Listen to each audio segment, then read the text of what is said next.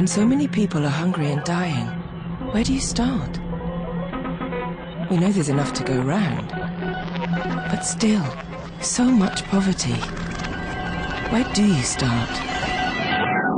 You start here. Leaders from 189 countries have signed up to end poverty. Make them keep their promise, now. We have a plan. The Millennium Development Goals. We have the money and the means. What we want is action.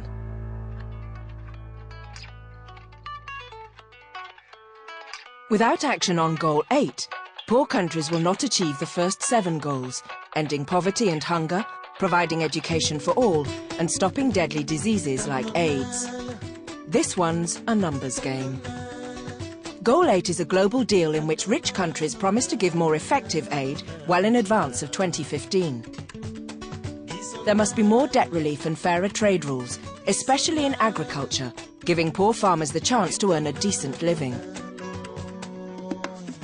Poor countries must also deliver their part of the deal, ensuring greater accountability to their citizens and efficient use of resources.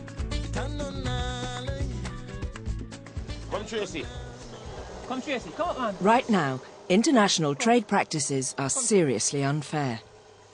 This is a Jamaican hope, a cow capable of producing milk, even in Jamaica's heat.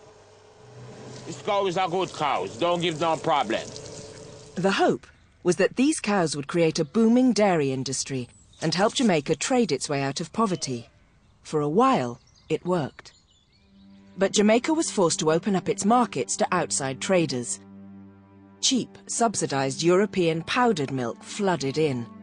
Jamaican farmers could not compete. By the amount of work that I put in my dairy farm, if I would live somewhere else, I'd be a rich man. This used to be the joy in my heart, once, but no more. Trade barriers mean goods exported from poor countries can be heavily taxed, and imports from rich countries become expensive. This is a hard life because we don't have machines to use while farming. It's a hard life. In Africa, 2 out of 5 people go hungry every day. African farmers pay up to 6 times the usual price for fertilizer to help grow more food. A lot of people are dying because of the trade issues.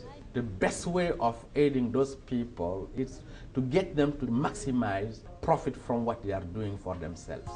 Just a small shift in the balance of world trade could make a huge difference. If poor countries' exports went up by just 1%, 128 million people would escape the poverty trap. The Asian tsunami disaster showed how quickly and generously the world can react. But tragedies of this scale happen all the time. Every 2 months, more African children die of malaria than were killed by the tsunami. Rich countries have promised to spend 0.7% of their income on aid. So far, few have come through. Goal 8 involves cancelling some international debt. Many poor countries spend more paying off interest on international loans than on healthcare and education. In Uganda, they're marching to remind the government that is what the money saved must be spent on. So far it's working. 2 million extra pupils at school and better healthcare. Debt relief has really changed the performance of this health center. They did not have flowing water before. Debt relief money also provides for subsidy on drugs, so access to drugs is now easier for the community. The best solutions are homegrown. From parliaments to villages, the goals are focusing debate on what's needed. Well, firstly, I'll tell them to reduce the price of fertilizer. We need businesses so that we can have money for our families.